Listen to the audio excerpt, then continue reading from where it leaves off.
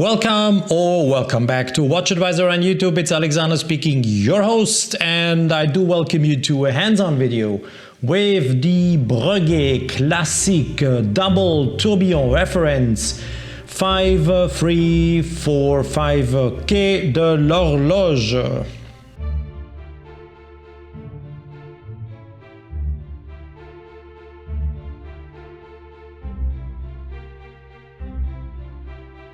Don't forget to subscribe and to hit the bell to get our latest notifications. The very first thing we're going to do together is wind the watch. So you can still see nothing happening on the dial, of course. This is one tourbillon cage, this is the second tourbillon cage, and there is no action. The balance wheel is not yet oscillating. Accordingly, the two barrels, each of the tourbillon has its own power source, its own barrel. And now what's really interesting is that one of the two barrels is equipped with a friction bridle, similar, probably as you know, to those used on self-winding watches. So this allows to disengage one of the barrels once it is coiled until the second barrel is fully wound. And now comes the really magic. Here the winding crown, and this is incredible.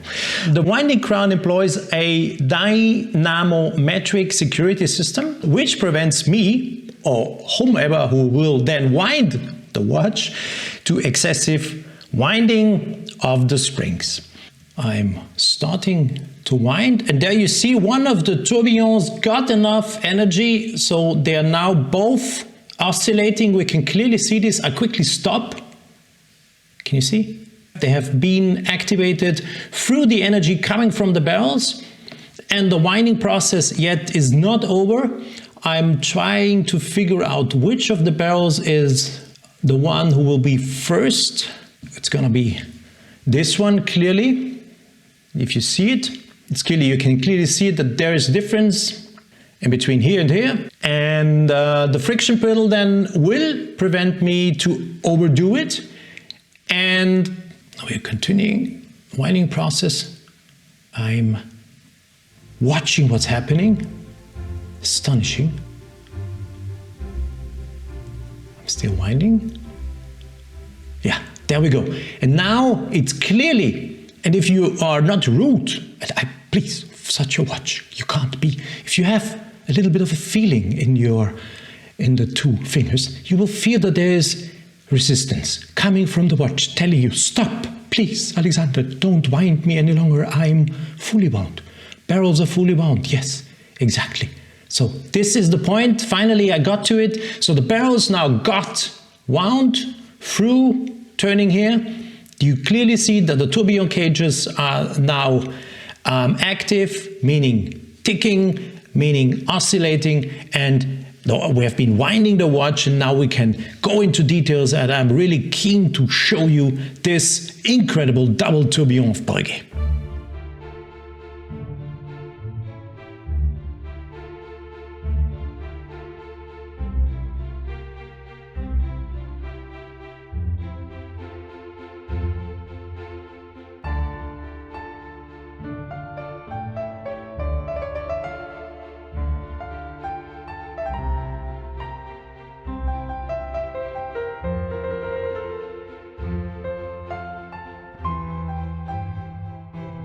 So whilst we are watching the first minutes how this incredible double tourbillon is ticking in front of us, or in front of me and on your screen now. So I want to quickly show you, this is the minute hand. As always, did put the watch in a position that it smiles at us, at you. So I choose some 10 past 10, and you clearly see here is the minute hand. It has been moving already. And what I want to tell you, because you have been watching those barrels so closely before, do you see the B here? The B, and here a B for Breguet. And the barrel bridges, yeah, they are made out of steel and are cut. There's a B cut in, and they are beveled and satin finished. So you clearly see the B, and here. And once they are done, an anthracite galvanic treatment is then applied on the surface. You see a B and a B. These are the barrel bridges. This is the minute hand. It's 10:14. This is the hour hand. And we will get to the hour hand and to the function of the both tourbillons just in the next take I'm doing with the tourbillon. Double tourbillon, I have to say. Presented in 2006, the Classique Double Tourbillon brings a unique interpretation of Breguet's original invention that, by the way, was patented in 1801. So, now, this watch features two tourbillons that feed the differential to generate the time display. Okay, two tourbillons. One tourbillon, second tourbillon. The plate on which the tourbillons are mounted rotates with the hour hand. This is the hour hand. The entire hour hand. The hour hand itself serves as the upper bridge for one of the tourbillons. Its extension in a different color serves as the bridge for the second tourbillon. We can clearly see this. Blue, this is the blue part, is the hour hand, indicating now 10 past 10 or 11 past 10. The second part, not being colored, is this one. So you can clearly see 10 past 10. This single bridge is affixed to a center plate, completing a rotation over a 12-hour period. I will show you this just in a minute. The construction to bring all components into motion is unusually complex, as you may imagine, and we will have a closer look. Both tourbillons are independent and rotate once per minute. So this is a minute tourbillon rotating around its axis once in a minute, and this is a tourbillon rotating around its axis once in a minute. It's 2.5 Hertz, 18,000 semi-oscillations per hour. 18,000 here, 18,000 here. And the entire escapement, as it is a tourbillon, so the entire escapement is in a cage, and the entire cage is rotating around its axis once a minute. Each of them, we went through this already, each of them has its own gear train leading from its own barrel. I have been showing you this in the beginning of the video when we have been winding the barrels, so both tourbillons do have their own power source if you want. Two barrels, two tourbillons, power source. And now comes the really cool thing, the genius thing. Both of the tourbillons are getting, of course, linear energy from the barrels, hacking time, and delivering their information to a differential. They're connected to a differential. We can't see it, unfortunately.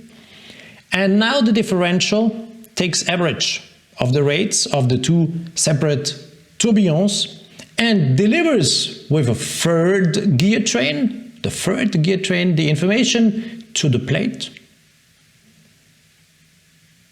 and makes the main plate turn every 12 hours once around its axis. You know, the construction of the tourbillon was being done by Breguet because when he was constructing his pocket watches, they were always worn in the same position, so there was a huge influence of gravity on the hairspring, of course, because gravity had an effect pulling it down and preventing it of perfectly swing, to perfectly operate. You can see. And to make it clear, this is not a silicone hairspring, this is a classical hairspring. How the hairspring is oscillating. You can see this. The briefing, as we say, it briefs. Hairspring, that concentric development, you can see it here. The hairspring is briefing. And this is also where the effect of gravity is going on. It is disturbing that briefing, that concentric development of the hairspring, gravity, and this is why, to come back to the tourbillon function, Breguet put the entire escapement into a tourbillon carriage, and the thing is turning around this axis once a minute, and so then compensating the effect on gravity on the hairspring. And gravity, of course, influences, even it could accelerate or slow down, and this has an influence on the precision of the watch. So Breguet, the invention that he patented in 1801 was to put the entire escapement into a cage, to make that cage rotate around its axis once a minute, and this is exactly what's happening here. We can see this. These cages, if we look, they are rotating once a minute around their axis. Hacking time. The linear energy comes from the tourbillons. They are delivering their information to the differential. The differential takes an average, and with an own gear train delivers this information, combined information, to the bridge, and the bridge is turning, and as the hour hand is connected to the bridge, we will see what happens. And now watch close. I am starting to turn, because we are not going to watch a video for an entire day now, or not 12 hours. It will be nice that you stay with us for 12 hours in a row, but I will speed up this process a little bit. You can clearly see the minute hand, and now we're approaching noon. Watch closely. It's 5 minutes to 12 o'clock or midnight. This is the minute hand, and this is the hour hand. One part, as already said before, is colored, so we can see the hour. There we go. That's now noon, and I continue my journey. This is what happens if you're wearing the watch. This is what you're going to see in ultra slow motion, of course, but this is exactly what happens during one day, 1 o'clock, and then we're continuing, and you see the main plate rotates. You can clearly see. This is what would happen if you would wear the watch during the day. Now I continue, and I will bring back the entire mechanism to 10 past 10 again, where we started, and make it smile again. Yes, there it is, smiling at you once again. 10 past 10. So the two tourbillons, 2.5 Hertz, 18,000 semi-oscillations per hour, are delivering their information as they get linear energy coming from the barrel, hacking the time, delivering the information to a differential. The differential is taking average, and by an own gear train, delivering this new information to the main plate, and the main plate is turning. So this is how this magic, wonderful, incredible Classique Double Tourbillon works.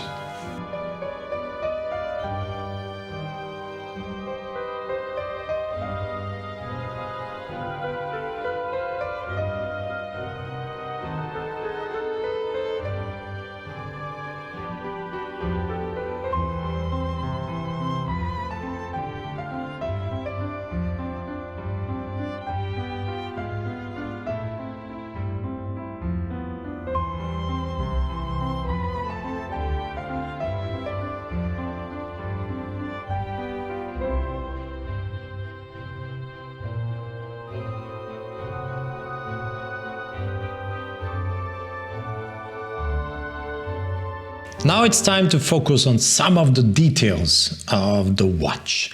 First thing I want to point out is the hour's hand. There we are.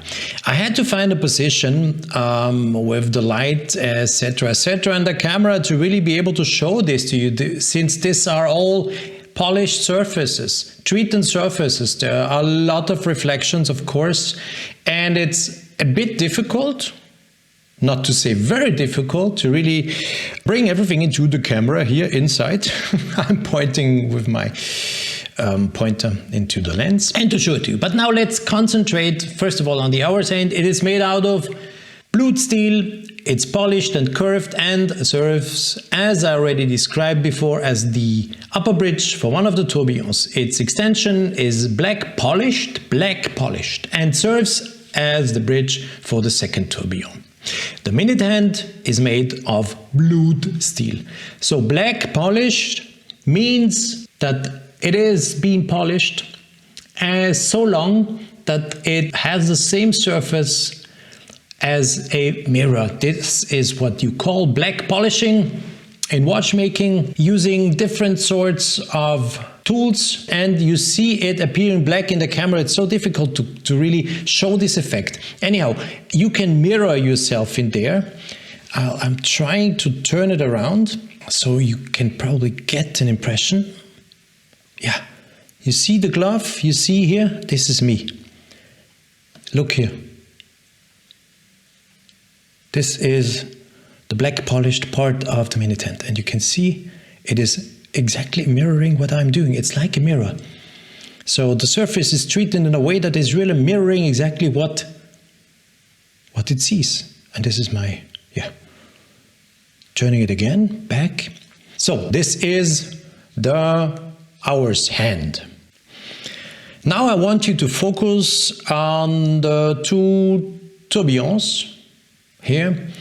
And I have a little story, of course, to tell you. So the timekeeping parts of the double tourbillon are incidentally very similar technically to the original creations of Breguet. The steel balance spring or hairspring, so I said this before, this is not a silicone hairspring, it is a conventional steel hairspring, are endowed with the characteristic terminal curve, allowing for a perfect concentric development of the spring. You can see this. When you are watching close, you can see this concentric development. A solution devised by Breguet himself, which has since become known as the so-called Breguet overcoil. So this is done. The hairspring is still shaped by hand, while the different calibrations are also done manually, such as balancing the tourbillon cages, that they're perfectly oscillating. These carriages are the only ones, and this is now the particular thing I want to point out. These carriages, tourbillon carriages, are the only ones in the current collection of Breguet that feature a framework in black polished steel. As I already said before when I was describing the polishing, the black polishing here, the highest degree of finishing in fine horology.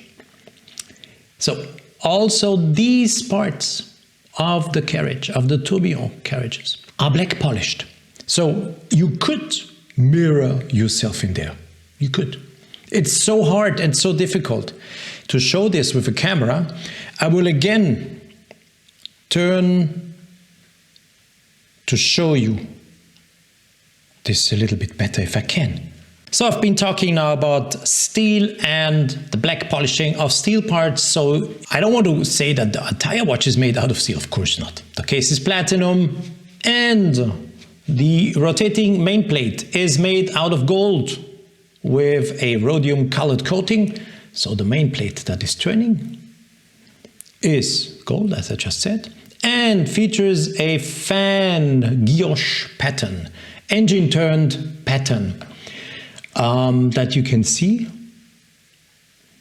And the bridge located underneath is made of gold with anthracite galvanic treatment, and it is embellished with a so-called clou de Paris guilloché pattern, hand engine turned pattern, clou de Paris. So I will turn the watch so you can see these patterns.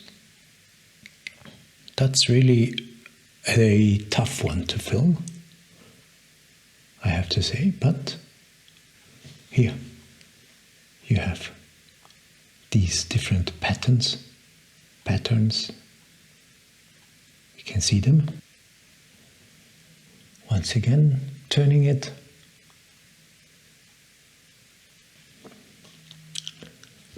Now it's nicely visible here. You can see one of the patterns here on the side. And I will also now try to point out the clou de Paris. If you now watch close, you can see the clou de Paris, engine turned or guilloché pattern.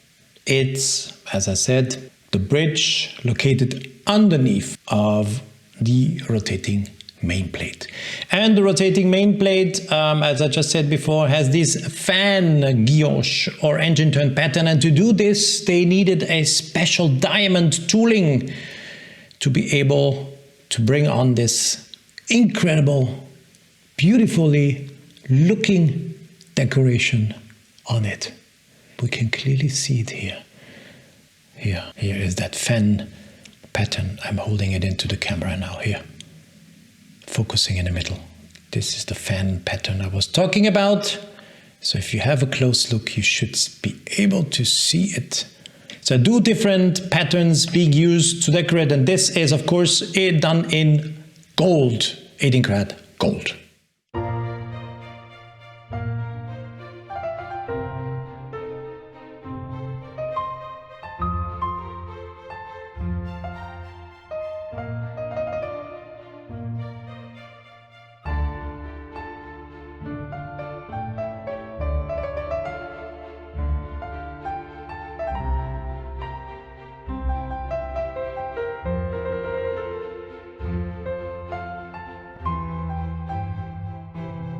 Before showing you the Roman numerals that are engraved on a sapphire dial, I want to show you the watch from the side so you can see that boxed sapphire crystal that enables really cinema-like visibility on what's happening on the dial from all of the sides. Can you see this? 46 millimeters, by the way, is the case diameter. The thickness is 16.8 millimeters, 16.8 millimeters the thickness, and 46 the diameter. So now let me come back, and you clearly see here, you see here, there is a sapphire dial, and the Roman numerals are engraved on there, lacquered with blue color. And now the funny and nice, interesting, cool thing to see, and this will be very tough to show you. So there we go. I found an angle to show you this. So this is the sapphire disc with the blue Roman numerals, and if you now look, you can see here where I'm pointing the black Roman numerals. Can you see this? Black, blue, black and blue. And this is the difference I just explained to you. So 12 Roman numerals are engraved on the vertical flank of the case middle, and they are covered with black lacquer and represent kind of the hour marker's shadow. And normally, this is still a prototype. Normally, you would find in between the 11 and 1 o'clock, engraved beside of the black hour markers, the hidden or secret signature of Breguet. This watch does not yet have a hidden signature because this is a watch, a prototype that will not be sold. So also, if you are now looking on the number the watch carries, every Breguet has an individual number combined with two letters. And I will show you this, the letter combination, just when we turn the watch around to discover the next incredible thing of that tourbillon, double tourbillon. So this is the number of the watch. And this is an individual number normally combined with two letters that is belonging to the watch. But this is a prototype. This watch will never be sold in the combinations as you see it here in the video. And this is another remarkable detail of already an incredible watch Breguet has done here.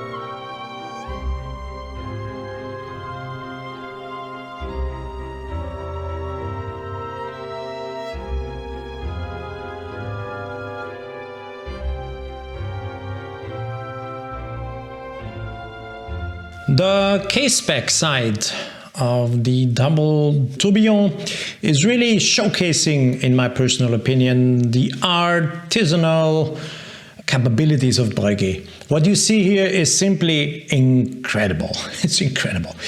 The bridges are made out of gold, okay, and then they're finely hand engraved with the Breguet's place of origin. And this is 39 Quai d'Horloge in Paris. It's the Quai d'Horloge building and still exists.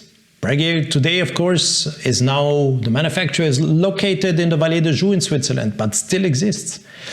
And when Breguet was working in Paris, he settled at the Ile de la Cité in Paris. The district was then the center of craftsmanship, bustling with tile makers, goldsmiths, and manufacturers of hands, cases, plying their trades. So he found an impressive house. It was to become his lifelong home. And this house, it still exists in Paris. So if you want to get to Paris, you can see it. Look, this is the building. We see windows here. Here you can see Breguet. Here, it's written Breguet, Breguet. And if you would look here, and these open windows do, of course, show the gear trains and play with effects as if there would be life in that house. And if you would look just on the right side of this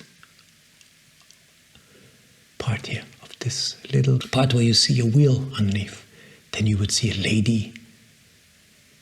If you look close, she's looking out, and you see there's a lady engraved looking out of the window. This is the roof, windows. We have windows here all around the place. And as I just said, they left some space open, and the gear train underneath is turning, and this is really bringing life into the 39 Quai d'Horloge building in Paris. Amazing. Simply amazing. Incredible. Look, can you imagine how long it takes to engrave this? And can you imagine if the artisan doing it, if he makes one single mistake he doesn't want, he has to start all over again? Stunning. That's really amazing. I've not seen anything comparable yet. So really what Breguet is showing here is a demonstration of artisanal handcrafts, of, let's see, implementing incredible technology into the movement to make this happen, plus engraving 39 Quai d'Horloge. Wow. So what else can we discover on the Caseback side? Of course, its reference number. It is engraved here, reference 5345. This is the reference number of the watch. Here you can see Swiss made. Down here you see Breguet and its individual number. In this case it will be 1639, and in combination with the two letter codes, Charlie India, CI, this would be, in case this watch would be sold, it is not because it is a prototype, but in case it would be sold, would be your individual number. No other Breguet on earth would ever show 1639 Charlie India. So this would really individualize your watch for an eternity. On this side you see different hallmarks proving that this is a 950 platinum case, PT 950. There are different hallmarks, official hallmarks from the state authorities proving it, and PT 950. That's what you see on this side. Here you have the information that the watch has 81 jewels and is regulated in 6 positions. Once again, do you see the house? Isn't it beautiful? Here, the roof, the windows. It's so beautiful. And the lady is still waving at us. Nice. And And since I didn't mention it before, the entire movement is made out of 738 components and has a power reserve of 50 hours.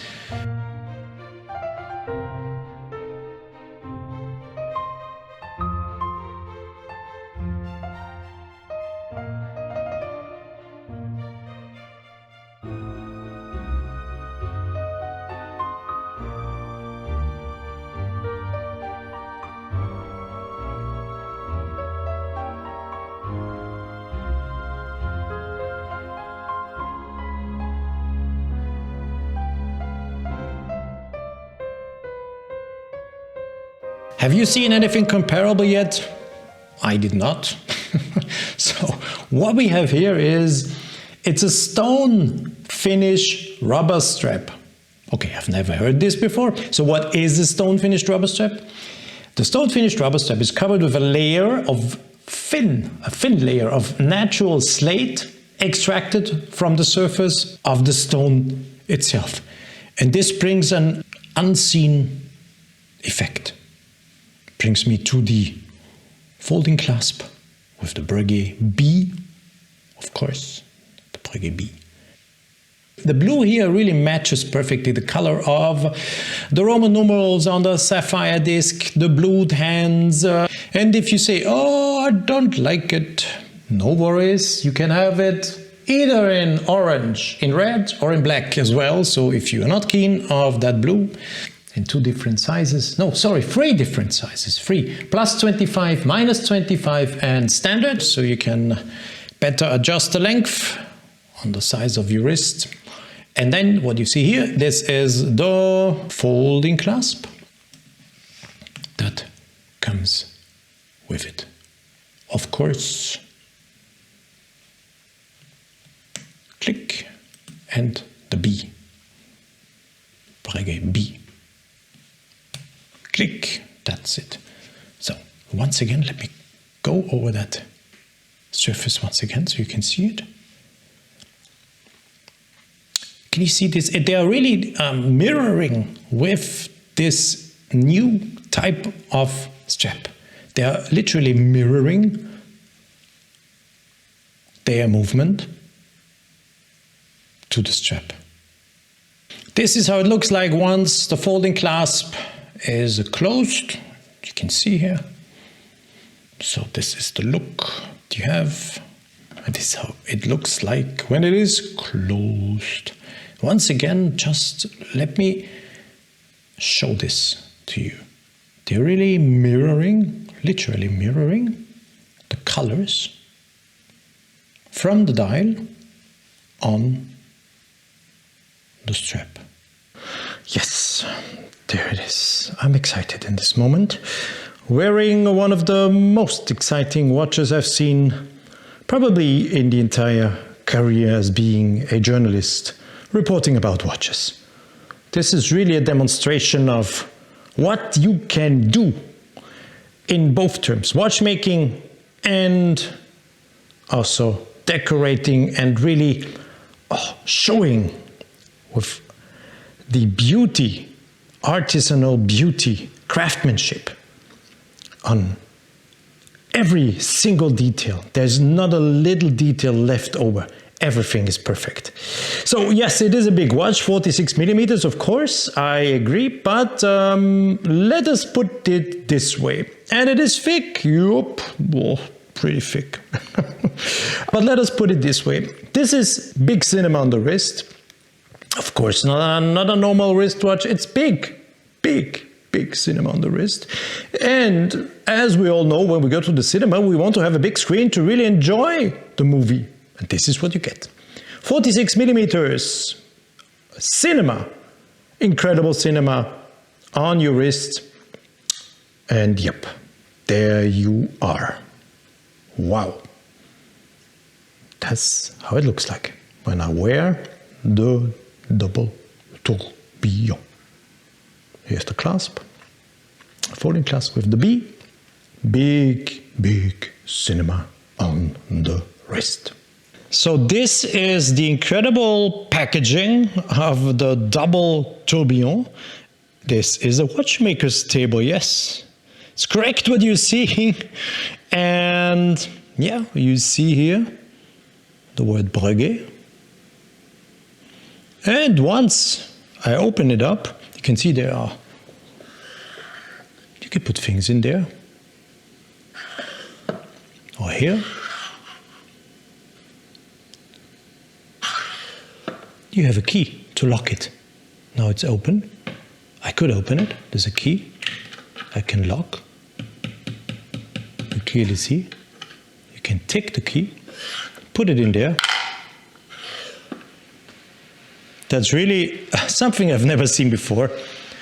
A little my mini mundus or bonsai watchmaking table. That's what you get when you buy. Here's the key. I take it out again. Let's open up and discover the watch. So now I opened the box and you can see, there it is, the double tourbillon, its housing. That's real. It's, yep. That's how it is. You get a little, mini mundus bonsai watchmaking table that is housing your watch. This is, very nice, I have to admit. I very much like it. That's beautiful. Really. Really beautiful. Look. Usable. It's not one of those boxes you just put somewhere and don't look at them anymore. This is a box you probably will use. You put something in. So nice, look. I love it. Very nice. Congratulations to Breguet for having done this. So nice. I just showed it before, look. Put something in here. Close again. Very nice. I have to admit, very, very nice. Thank you very much for watching this hands-on video with an exceptional, I would even say astonishing, thrilling, with one of the most exciting watches I have seen in my entire career. Hats off to Breguet, chapeau, my friends in the Vallée de Joux. I really have to say this is incredible. You have really been blending mechanical virtuosity and aesthetic mastery in one watch and showcasing us what you are able to do.